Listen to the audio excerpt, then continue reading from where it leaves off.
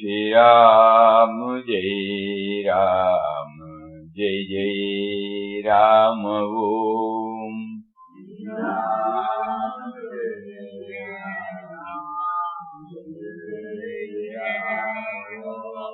Shri Ram, Jai Ram, Jai Jai Ram Om.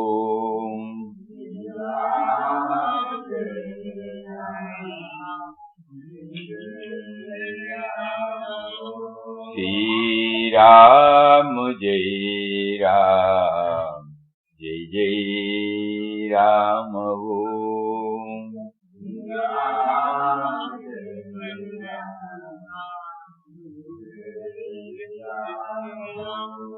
Shri Ram, Jai Ram, Jai Jai Ram Om.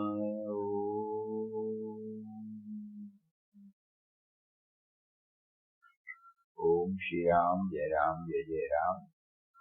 Hari Om to everybody.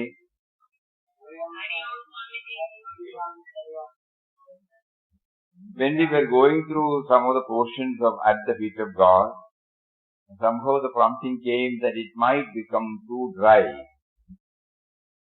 Why do we say so? It is purely meant for individual sadhana.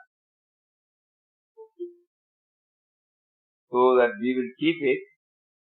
From today onwards, we will take up God Experience, volume number 1. When Param Pujya Papa was giving satsang session in ashram, Swami Krishnananda Das, Anantaranji's father, who was here at that time, took note of the satsang session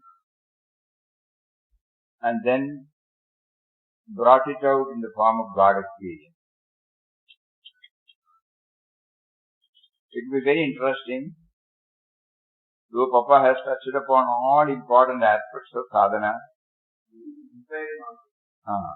But there is a, what do you call, we will not feel it dry. We will place ourselves as one of the participants of Papa's satsang. That is the beauty of it. It is not that we are reading the portion from the book. You can all assume either we are sitting at the bhajan hall with Papa or at the Panchavati. Yes, somebody said in front of Papa. And he talks to us, question was put to him, he answers. Lighter vein also will be there, but serious also will be there. But at the same time, there is it will be lively. It will not be one-sided. Hari Om, Hari Om, Hari Om. Here it is very heavily raining. 7th January 1961. Papa. The question is about omens and auspicious occasions. Suppose Ramdas goes out for Bhiksha at a so-called inauspicious time, and as a result of it he does not get anything and goes hungry. So much better for him. In the same way, as a result of non-observance of these beliefs, if he meets with opposition, dishonor, blame, injuries, he will enjoy them. Ramdas was never influenced by such considerations. Success or failure, good or bad, all were the same to him. So here we should know that there is a custom. Nowadays we don't know whether it is there. It was very much there to select an auspicious day, auspicious time, muhurt, whenever any new thing. Mataji believes in all those things. So what could be the answer? So long as we have not submitted ourselves completely to Him, all these things are valid and relevant. Otherwise the mind will say, oh, I shouldn't have started on Monday. That is why it keeps on continuing. Suppose you start anything on Monday, the belief is that it will continue. If you start it on Saturday, it's called Sthirava. So like that, so many things are involved. You won't say that it is good or bad. It all depends upon one's own tradition, one's own faith. But this will have no relevance once we have absolutely submitted to God's will. That is why Papa could say like that. Suppose we step out of the house, one cat crosses. You may talk tall philosophy, but somewhere in the mind it will say, hey, whether it is good or not. So what we do is we go back, taking half a glass of water and then proceed. Whether it is right or wrong, each one has to do that. But as spiritual aspirants or devotees, we are trying to place ourselves completely at the feet of God. Then there is no need. Here we expect an outcome, good outcome. We expect something good outcome. God will give us. That's why don't expect anything. So it is left to each one of us until and unless we hand ourselves over lock, stock and barrel, to the Almighty Lord of the universe. Now, for example, if a building construction is started at an inauspicious hour, the work it is feared will be prolonged and sometimes never completed. Here at Nileshwar, the government wanted to construct a bridge. Without looking to an auspicious moment, they started the work. Same thing Papa is telling. Without looking to an auspicious moment, they started the work. Nearly 4 years passed and the work could not be completed. For some reason or other, it was delayed. The chief engineer in Madras, a devotee of the ashram, instructed the superintending engineer to take Ramdas over there and receive his blessing. Accordingly, Ramdas was taken there. They had arranged for puja, festoon, flowers, coconuts, arati. Function has gone through. Later, the news came that within 6 months after Ramdas's visit, the work was completed. When God's blessings are with you, there is no question of auspicious or inauspicious times. When Ramdas was going to the forest in his sadhana days, the villagers used to frighten him. Wild beasts were roaming about in the forest. Ramdas was sitting there the whole night chanting Ram Nam. Nothing untoward happened. If you have implicit faith in God's grace and guidance, no power on earth can frighten or harm you. If you meet with obstacles, so much the better. They come as a test of faith.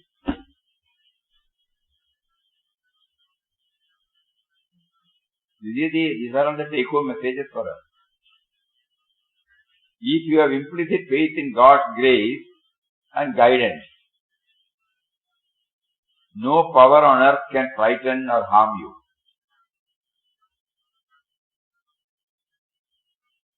If you meet with obstacles, so much the better. They come as a test of faith. But Mataji believes in such things. If a calf is to be given away, she fixes an auspicious day for the purpose. When Ramdas laughs at such things, she says, you may laugh. Sometimes she persuades Ramdas to conform to such practice. All right, he would say. Why should he resist? But if it were during his sadhana days, he would not have agreed. Once Ramdas' right eye was throbbing. Ramdas asked what was its significance. Was it good or a bad sign? Somebody said throbbing of the right is good for men and that of the left eye for women. Then Ramdas put the question, is Ramdas a man or a woman? Mataji replied, when the right eye is throbbing, you are a man. When the left eye is throbbing, you are a woman.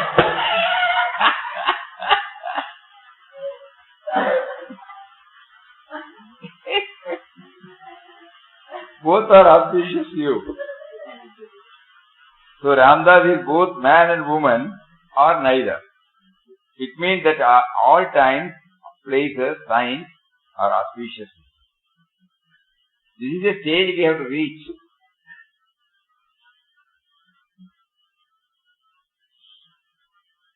Many people come here and ask for certain dates for their Pravesh or something like that. No? Even for Muhurt. So we tell them, you consult an astrologer there. Because that means the very question has come because of their faith in that. Of course, when we were all in village area, our grandfather, he has taught us 7 days to be avoided for any good thing. So all those things we remember. Whenever somebody else, he used to share, whether it is we observe. We don't personally observe anything. But whenever somebody asks, we do that. There are certain norms, as he said, Rahu Kalam, Guru Kalam. When you go to the calendar, you will find that. And the easy way for us is, we will try to find out the Muhurtam day settled there. That means the astrologer has taken pains to fix the Muhurtam day, marriage day on a particular day. So that means it should be auspicious. So we will tell them that is the Muhurtam day, you can have it. For everything, in Indian tradition, it was there for, naming ceremony, for Annaprashanam. First time food is given to the child. Then, Aksharabhyas, everything, there is an order. So we don't belittle that order. Because we have not reached a stage where we see everything as gone. Then we are above Gunatita, Triguna-tita, Dandva-tita. Before reaching that, it is no use telling that any day is alright. Because the person who is, the moment he asks, that means he has faith in it. We don't have to give him a long lecture and tell him every day is a good day.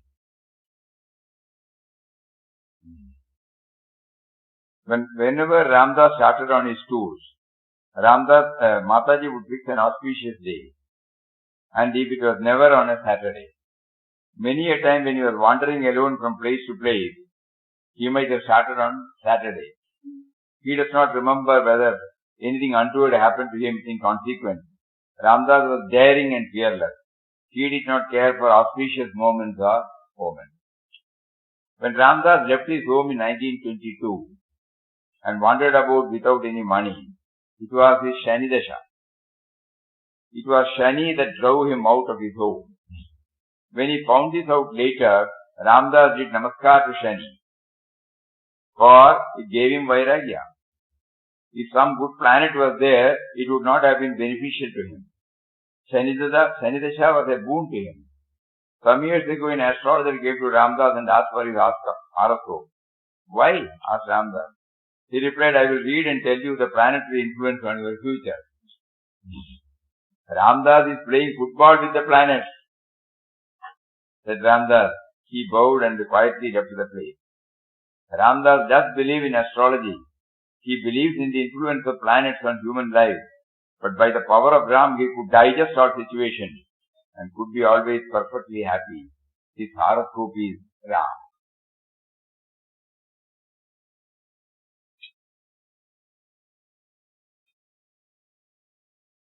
8th January 1961. Today Ramdas is going to talk about worries. Worry is the experience of everybody. There is no person who has no worries. In fact, rare is the person who is free from worries. What should we do when worries and anxieties beset us? We should throw our burdens on God and be free from them. We have to depend upon God, leave all our cares to Him, because He is all-powerful, all-loving, all-merciful.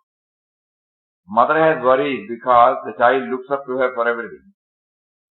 As the child has a mother to look after it, it is free from cares. So when there is God to look after us, why should we worry? If God does not take up our burden, if He does not worry about us, we are lost. In this connection, Ramdas remembered the story of Saint Damaji, a great devotee of Vithoba of Pandharpur, how he relieved the distress of thousands of starving fellow men by the fearless act of charity, and how God saved him by assuming the form of a pariah. So what do you want to be? You should be a devotee and also God. When you receive succor from God, you are a devotee. When you are compassionate and are helping others, you are acting the path of God. This is another important point for all of us to ponder deeply. We are devotee and God.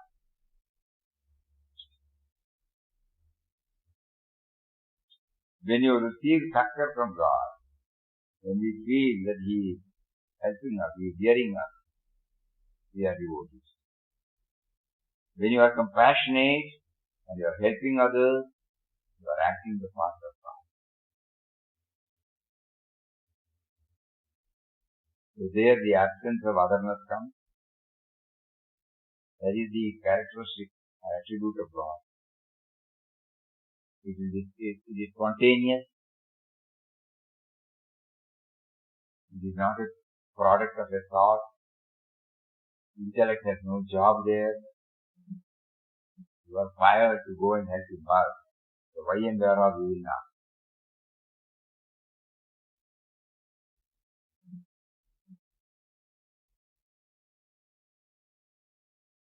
Real compassion is Buddha's compassion. It flows out to everybody alike. Ramdas remembers one instance. When he was in Bijapur many years ago, he was the guest of a Gujarati merchant. He was there for 2 days. Then he wanted to go and beg his food in the street. He was told that in a certain house, sadhus were given rice, dal and other provisions free. He went there and got everything, which he tied up in his cloth. At that time, a man on his opposite side of the street was watching Ramdas. He ran up falling at Ramdas as he cried, "My wife and 2 children are starving at home.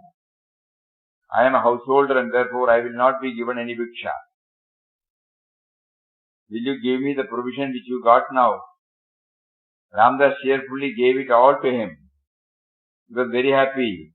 He addressed Ramdas, "You are not a human being, you are God. I have received this help from God Himself. You are God incarnate." Ramdas was thrilled. So when you go to the rescue of another with a heart full of compassion, you play the part of God Himself. Such acts grant you immense peace and joy. The more you are helpful to the distressed, the more your heart softens.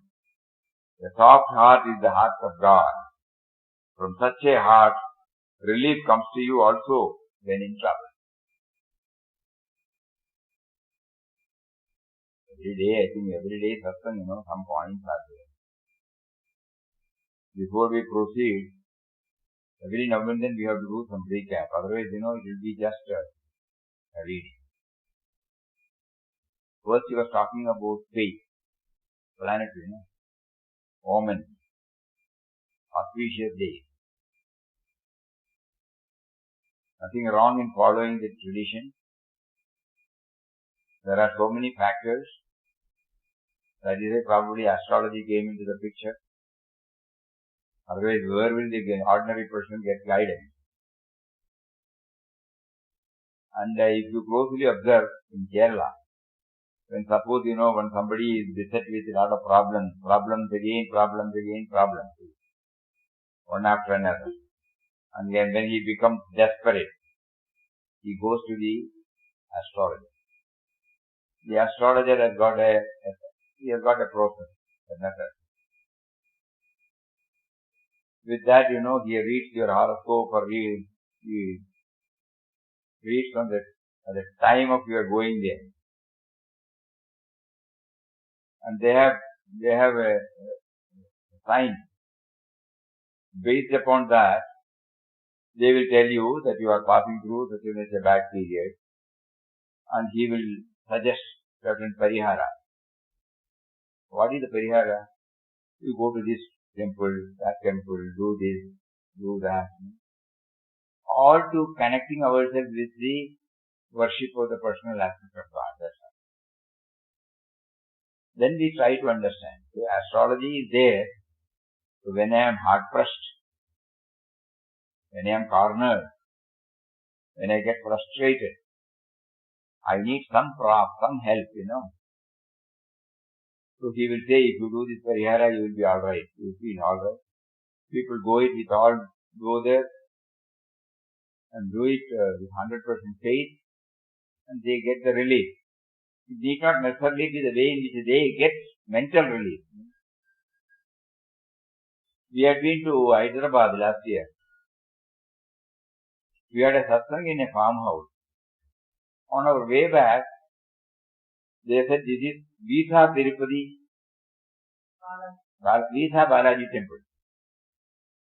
So we also stopped. It was on our way. The legacy is, especially, nowadays, students apply for higher education in States and UK and so many other places in Germany. So they need visa.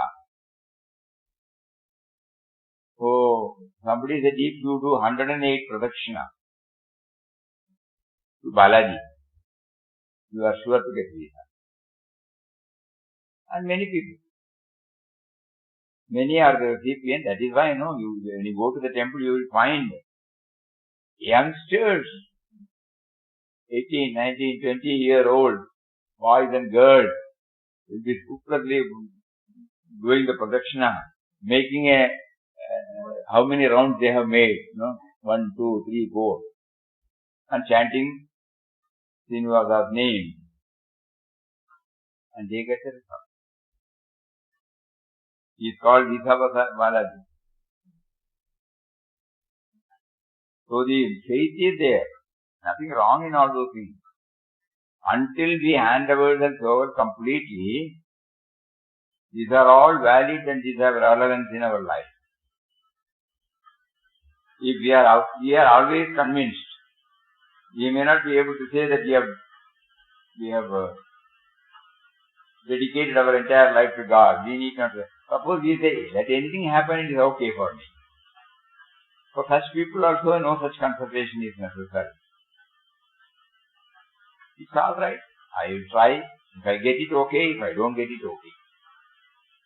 He may not bring the word God realization or God's will or submission or surrender.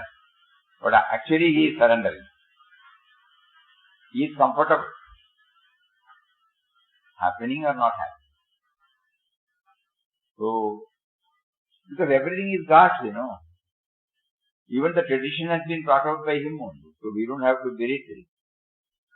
That is the first message Papa gives. That is why when Mataji does that, he will join. He will not. Because Mataji has got her own reason.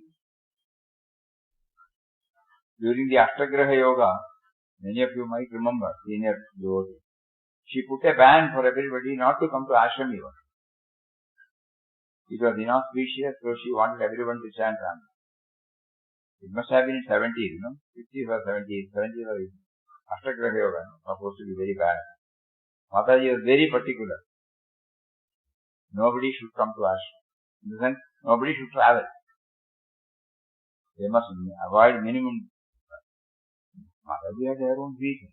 Because she was a mother. She doesn't want anything untoward to happen to anybody. So this is the message. But those who have completely left everything to God, to them there is no issue. That was the message from the first. And second one was worry. Here also he was telling about that.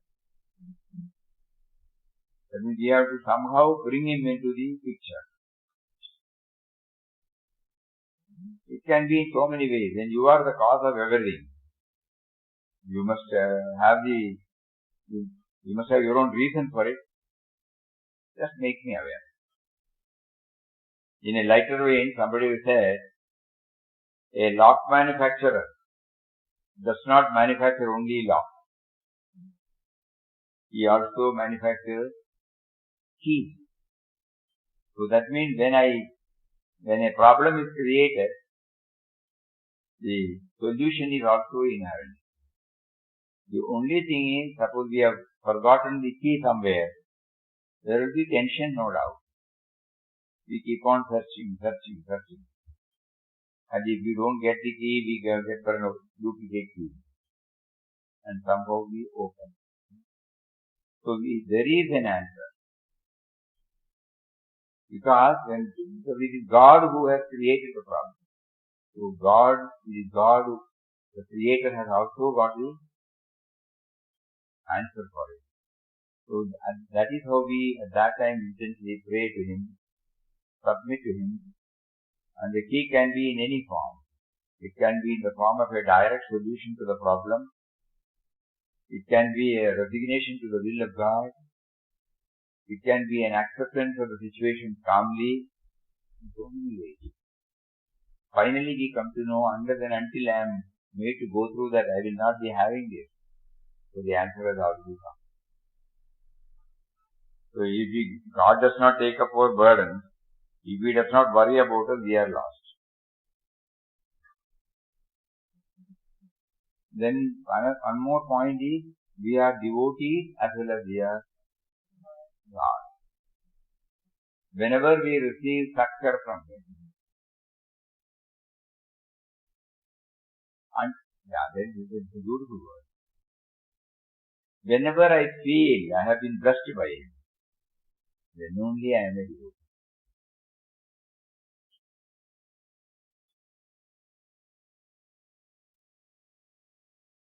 Outwardly, I may be doing so many things to qualify myself or to be called or to be named a devotee. By doing namaskar, by offering flowers, by doing puja, so many things, applying chandan. We do that. But the real devotee He gives is the one who becomes aware of the grace.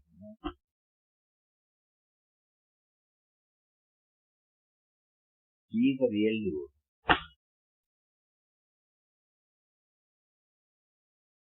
And when does the God element come out? Then he becomes compassionate. Because if you closely analyze, at the time of your acting, there is no otherness there. You are prompted from within to rise up to that particular, and you do it. Why you do it, all those things come later. There are umpteen number of instances that are going on every day. If we look at newspapers here, you will find how many God does it through silent souls. Something we cannot even imagine. It's a wonderful thing.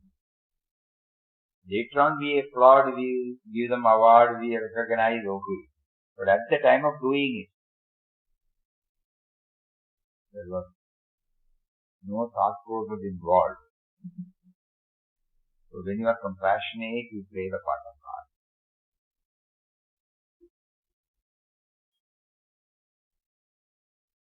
The quoting that how he was, when he handed over the rice and others to your Grihastha, he said, you are God.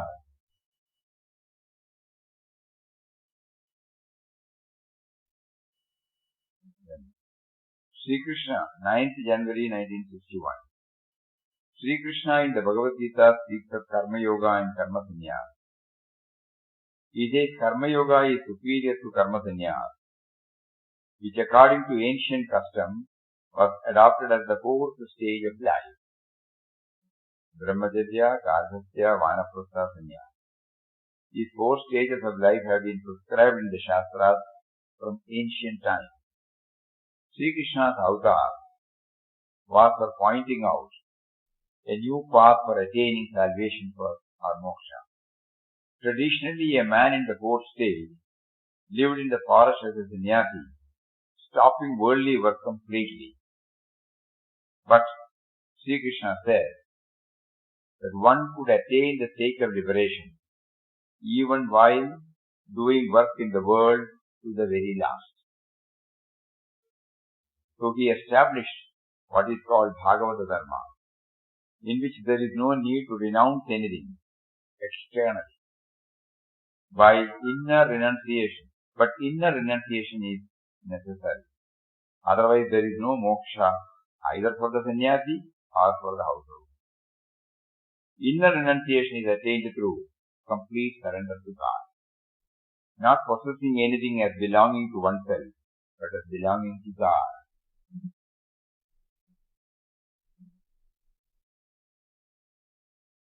This dedicated life leads to the dissolution of the ego sense and the attainment of jnana. The method employed to reach this stage is to consider oneself as a devotee or a servant of God, Dasya Bhava. I am thy servant, thou art my master. He works in the world as a servant of God, doing everything for the sake of the master in order to please him. Capital M.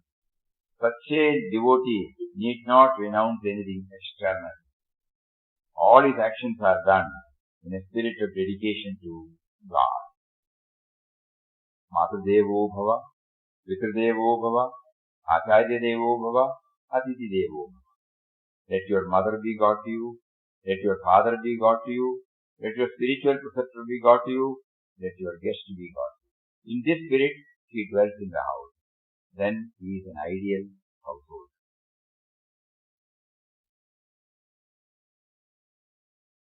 Karma Yoga and Karma Sannyasa.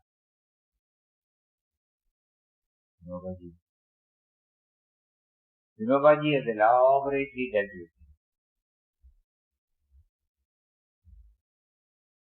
it. This is applicable for everyone. He beautifully brings it out when a mother is asked, Sannyasa and Yoga represent the highest flights of the human spirit. Yoga means karma yoga. Sannyasa and yoga are ideals which are impossible to attain in their fullness within the confines of this body, but human thought can rise to such heights. A true yogi and a true sannyasi will exist only in definition. The ideals will always be beyond our reach. But we have to take as examples persons who have approximated the ideal and say on the lines of geometry, let so and so be taken as a perfect yogi, so and so be taken as a perfect sannyasi. While talking about sannyas, this we have read, but it is nice to read, that's Sugar Doll. While talking about sannyas, the names of Shuka and Yajnavalkya are usually mentioned. As examples of karma yogis, Janaka and Krishna have been mentioned in the Gita. Lokmanya Tilak has listed a number of yogis and sannyasis in his treatise Gita Rahasya. He has written that King Janaka, Lord Krishna, took the path of karma yoga, while Shuka and Yajnavalkya took the path of sannyasa. But these two paths are not mutually exclusive. Janaka the karma yogi was a disciple of Yajnavalkya the sannyasi, and Shuka the disciple of Janaka took the path of sannyasa. What this means is that yogis and sannyasis are parts of the same chain. Yoga and sannyasa constitute a single order. They are not mutually exclusive paths.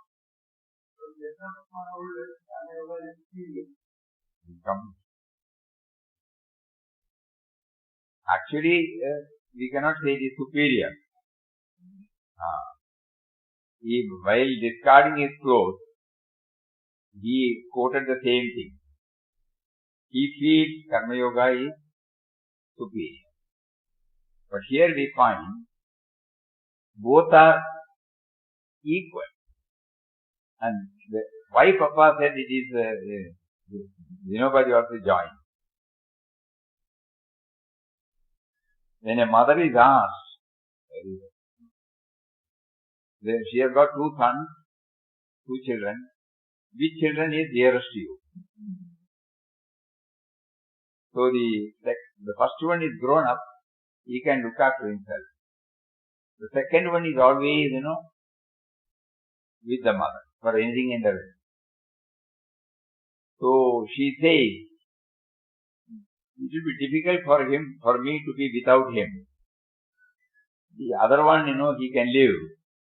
She cannot directly answer that she is more loving towards the second one.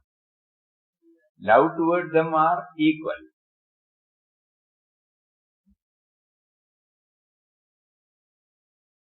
Example for Saguna and Nirguna.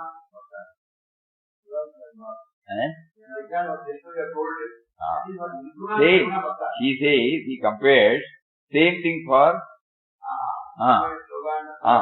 in that chapter, he says, it is like Karma Sannyas and Yoga. So, here he says, still Yoga is better than Sannyas, No. Because nevertheless, the Lord has given a little more weight to Yoga. He says that Karma Yoga is superior to Sannyas. Why does he say so when there is no difference between them? What does it mean? When the Lord says so, it is from the standpoint of a seeker. When the Lord doing everything without being active is possible for a realized soul, not for a seeker. But it is possible for a seeker, at least to some extent, to follow the way of doing everything without getting attached to work. That is acting outwardly but remaining inactive within. Working without outward action will be a riddle for a seeker. He will be at a loss to understand it. For a seeker, Karma Yoga is both the way and the goal. That is a Papa says, it is a peace. From our standpoint, we are all seekers. For a seeker, Karma Yoga is both the way and the goal, but Sannyasa is only the goal. It cannot be the way. Hence, from the standpoint of the seeker, Karma Yoga is superior and preferable to Sannyasa. By the same reasoning the Lord has in the 12th chapter said, Saguna is preferable to Nirguna. All the organs can be put to use in Nirguna sadhana. It is not so in Nirguna sadhana. All the organs can be put to use in Saguna sadhana. It is not so in the Nirguna sadhana, where there is no work for the organ. This is difficult for a seeker to follow. In Saguna sadhana, eyes can behold the form, ears can hear his praise, hands can worship him and serve the people, feet can be used to go on pilgrimage. In this way, all the organs can be given some work, and putting them to such use, they can gradually be saturated with the divine consciousness. This is possible in Saguna sadhana, not in the Nirguna sadhana, where there is no use of any organ. There is, as it were, a ban on the use of all these organs. Such a blanket ban could very well frighten the seeker. How can then Nirguna get imprinted on his mind? If he sits still, his mind will get filled with all sorts of useless and untoward thoughts. The nature of the sense organ is such that they invariably tend to do what they are told not to do. Do not the advertisement exploit this very way. They start with the headline, don't read this. Then you will read, So the reader is intrigued and invariably reads that what follows. That is the very purpose of the advertisement, to induce the people to read their contents attentively. In Nirguna sadhana, the mind will wander aimlessly, while in Saguna bhakti it will be engaged in something or the other. In Saguna Bhakti, there is place for worship, service, compassion. The organs have something to do in it. If the organs are so engaged, the mind will not go anywhere, even if given freedom to do so.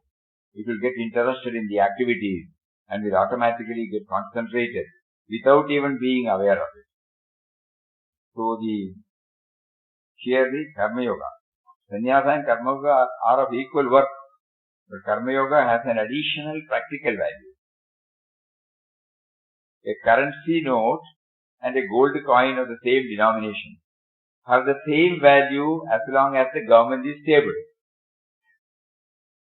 But if the government collapses, the currency note is reduced to a piece of paper, whereas the gold coin will have some worth under all circumstances. It is, after all, made up of precious metal. In the perfect state, Karma Yoga and renunciation of action have the same value as self-knowledge is there in both of them. Value of self-knowledge is infinite. In mathematics, there is a principle that if you may add any quantity to infinity, the total remains equal to infinity. Karma Yoga and renunciation of karma are of equal value when coupled with self-knowledge. But when self-knowledge is deleted from both the sides, Karma Yoga is preferable for a seeker. Action through inaction is a riddle beyond the understanding of a seeker. Karma Yoga, as already stated, is a path as well as a destination, while sannyasa is only the destination. In the terminology of scriptures, Karma Yoga is a mean as well as the nishtha, while sannyasa is only the nishtha, that is the ultimate state. So that is why he says Karma Yoga is superior. He does not reject anything, but accepts everything without attachment. Attachment is when you love some and do not love others. You love those who are related to you, who are your kith and kin. Beyond the pale of that circle, you have no love or concern for anyone. But the ideal householder loves all alike. The neighbor in difficulties is considered in the same light as one who is near and dear to him. This is the right vision, and in that vision there is no attachment. It is moha, when your love is confined only to your kith and kin and not extended to others. The sense of I and mine comes into play here, which vitiates your outlook in life. Householders saying, lead their life in accordance with the Bhagavata Dharma preached by Sri Krishna. You are a householder to serve God, serve parents, serve guests, serve those who are in distress, looking upon all these as the manifestation of your Master, your God. This vision of seeing the Lord everywhere was held out by Sri Krishna. According to a certain system of philosophy, the world is looked upon as an illusion. So ultimately you discard everything, go to the forest for your salvation. Here it is not so. The same salvation you can attain by living and acting in the world, by dedicating your life to God, your beloved Master. There is no bargaining in it. It is spontaneous service, cheerfully rendered to God.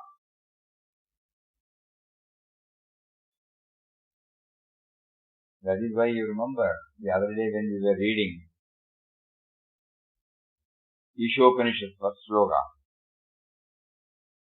Ishavashyamidam sarvam. There, it was elaborately explained. Early morning when we get up, we try to recognize that everything is God's. Ishavashyamidam sarvam. The entire thing is pervaded by Him only. Everything is His only. Nothing is mine. Who is Gandhiji, no? The early morning when you get up, before you do anything, we get up from our bed and close our eyes and pray to Him. You have given me a day now. Enable me to feel that I have dedicated my entire thing to you. Thought, word and deed. Everything is yours. So that throughout the day, whenever I handle anything, whenever I deal with men and matters, the me and mine will not come. Because everything is God's. We are not running away from any field of activity. That is how Gandhiji said in a little more simpler way.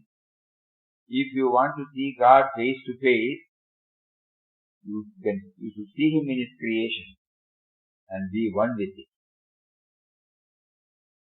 This is relatively easy, Then closing our eyes, controlling our this thing, and very difficult. When He is there before us as an entire creation. Papa put it in a simple form: to love all is the true bhakti of God, and to serve all is the real worship of God. All means every creation. So our Ramnam chanting should enable us to do that. This is the message. Karma Yoga and Karma Sannyasa. And when he says that Karma Yoga is superior, after some time, he put on the ochre robe by himself. And he removed the ochre robe at the later day. So when somebody asked him, he says the same word, Karma Yoga and Karma Sannyasa. Now there is no distancing between me and the rest of the people. I find blissful when I am one with everybody. Otherwise, unknowingly there is a separation. He even went to the extent that I can mingle with anybody now freely. I consider this more blissful than people offering their respects to this form. There he quotes this specific Karma Yoga and Karma Sannyasa. So in a nutshell, we can feel Karma Yoga is the field in which all of us are there. Sannyasa is meant only for certain people. And they have got their own regulations, rules, everything. We are not questioning it. They may have their own.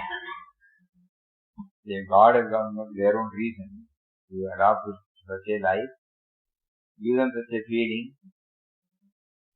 But here, Gandhiji, Papa, Mataji, they have all shown us this path. That you can be 100% spiritual and at the same time 100% be in the same field. You don't have to change the field. Only the attitude gets changed.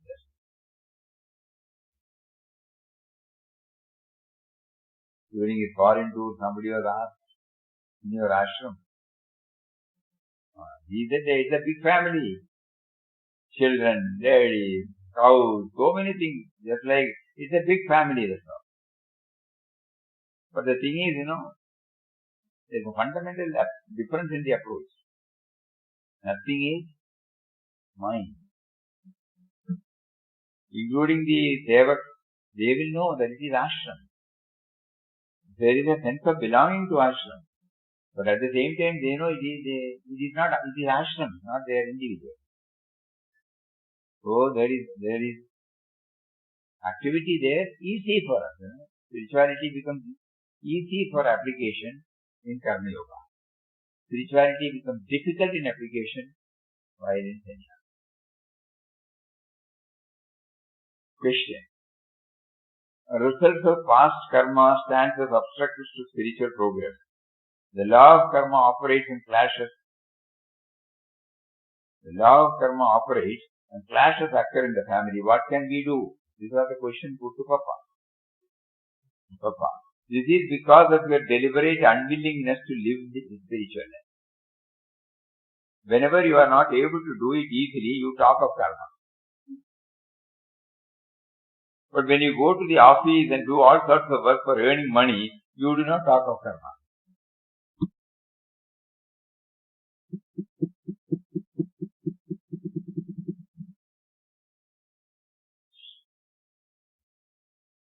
Nothing comes in your way. Obstacles do not hinder you. Ramdas will tell you of an incident. There was a Munsi at Ernakulam who used to come to Ramdas when he was a guest and a friend there. He was interested in religion. He was doing puja, sandhya, etc. regularly in the formal way. He was earning 300 to 400 rupees a month. He was a great miser.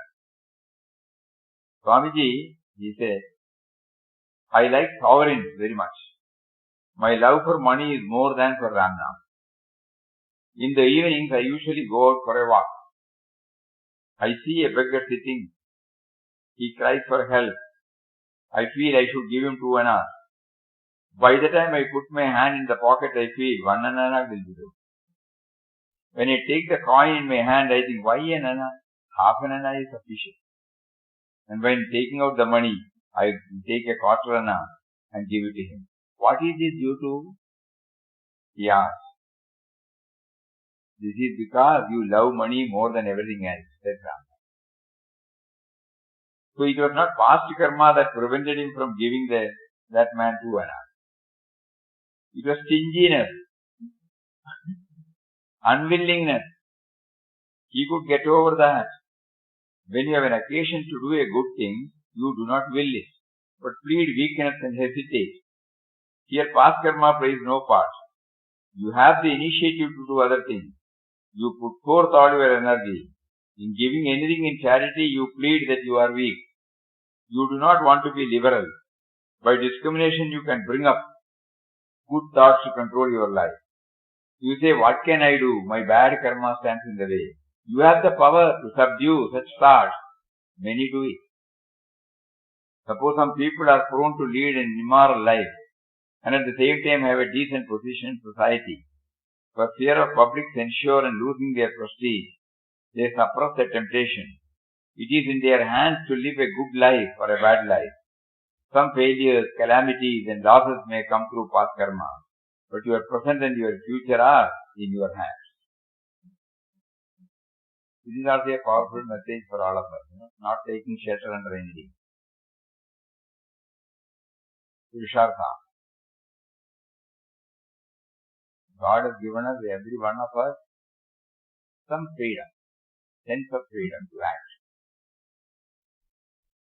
We need not take under shelter. That is His will.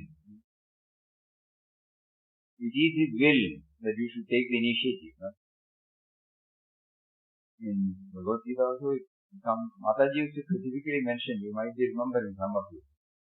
If you don't ask, He will not give. You must turn towards Him, then only He will look at you. If you turn towards Him, He will not interfere. He will be an Upadrashta. He will be a Vaksha. The moment you turn, He will definitely. That means what? There is a sense of some leverage is given to us. You are not fully independent. Some leverage as an individual. That is why this intellect has been given. Intellect gives us some freedom. It is not absolute freedom. It is relative freedom. Another question. My eldest son is employed. My daughter is married. Second daughter is to be married. I retired in December 57. We can just carry on. We are not rich. For the last 10 or 12 years, I have been very much interested in scriptures. I have been trying to live a religious life after retirement. I like to read spiritual books and attend religious discourses. My people are against all this. They want me even now to work and earn. The more I earn, the more they spend. Things come to such a pass that I could not but leave that way. I went to the north and visited 1 or 2 ashrams there. But the climate did not suit my health. Sometimes food also did not agree with me. In October, I returned to the south. I had a vague idea of this ashram, and somehow God has brought me here. I am peaceful here. I wish to have your advice as to what I should do in the circumstances, whether my action is right or wrong. Papa, leave things to God, take His name. He will look after everything. Only remember God. Question. My people say they will look after everything and are happy without me. They will look after everything and are happy without me. I also cannot get on with them. But I do not feel that I am fit to adopt sannyas and go to the forest. At the same time, I want a shelter. Very practical. Papa, you are an unwanted person there. In the present state of things, you have done well to come here, and you are at peace. Do not worry anymore. Leave things entirely to God. Here he is using the freedom. You should know that, no? He is using the freedom of choosing this or that. Leaving everything to God. That is also a freedom, no? It's also a freedom. Either to rely on God's manifestation of situation and act or react, or rely on Him. So, like that, we have got a question answers also. It will be very interesting. So, the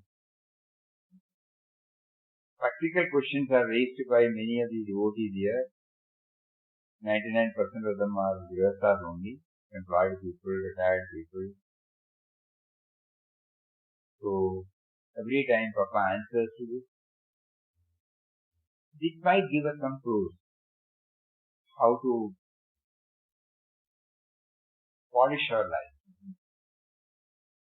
At the moment it is raw and crude. That is why we find friction, we find so many things. But pondering over the replies of Papa, it might give us some clues, give us some answers. When we are desperate, when we are frustrated, there is something. Suddenly he will say this, leave it to God. First he will say, don't leave everything because of the past karma.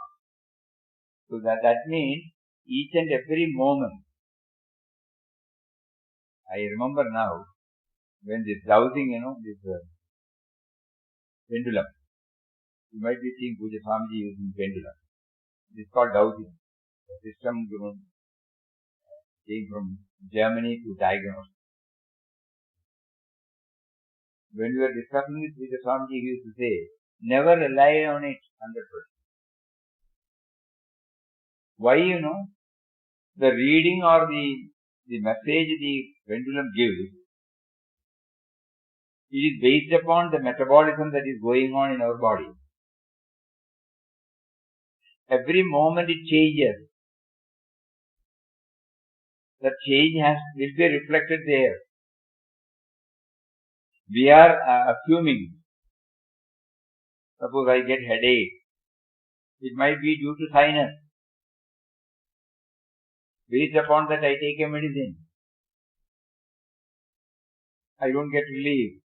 I must have done the dowsing. But at that particular moment, it could be the sinus. But next second, it could be due to my eye problem. It could be due to my stomach problem. Like that, there are so many reasons. So he will say, don't rely on it 100%. So it changes from situation to situation. So one page back he said, don't say this is my karma. Then later on when the person says, I have done this much, leave it to God. It is not paradoxical. It is not one against another. This is how it comes. Every moment, every situation keeps on changing. And every person is unique. Every person's attitude is unique. When somebody went and asked Papa whether I should take sannyas, Papa said no. Because if you want to take sannyas, you will not ask. That means there is some lingering somewhere there.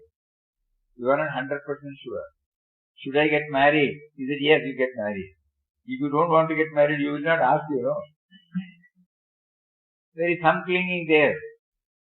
So like that, it changes. The situation is different. So we need not think why sages say this and say this. It depends upon so many factors. So as a devotee, as a sadhaka, I should take everything in that attitude and then do some pondering. Then fit it with our own life. Because God has given all of us so many types of experiences. We have named certain things as good, certain as bad, favorable, unfavorable. Most distressing, most trying, all those things. So we have also passed through so many things. And unknowingly or knowingly we have accepted his finger of help. Many a time we have prayed. Many a time we would have handled it by ourselves. We think God made us to handle ourselves. Later on when we hear discourses from a spiritual preceptor, then we realize, oh, it was all God prompting me to do that, motivating me to do that. Like that, no, everything comes one by one. So we will take up this God experience as we are today.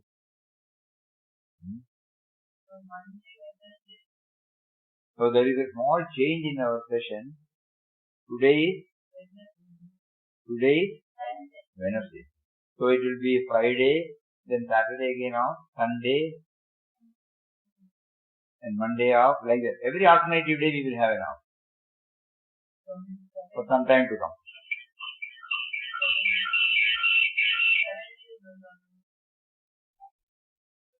Every alternative, no, doesn't matter. No.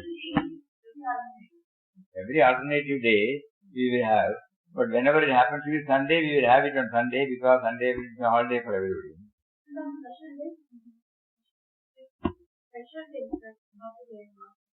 You will see. For some time to come, then we will have once in a week. Om Shri Ram Jai Ram Jai Jai Ram Om Shri Ram Jai Ram Jai Jai Ram Om Shri Ram Jai Ram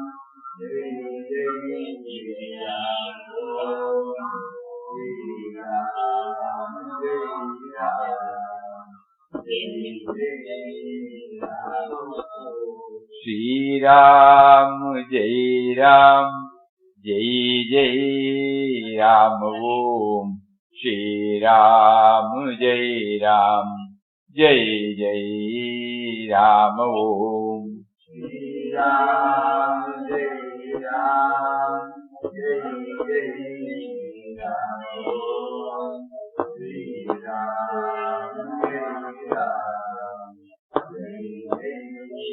Ram Shri Ram Jai Ram Jai Jai Ram Om Shri Ram Jai Ram Jai Jai Ram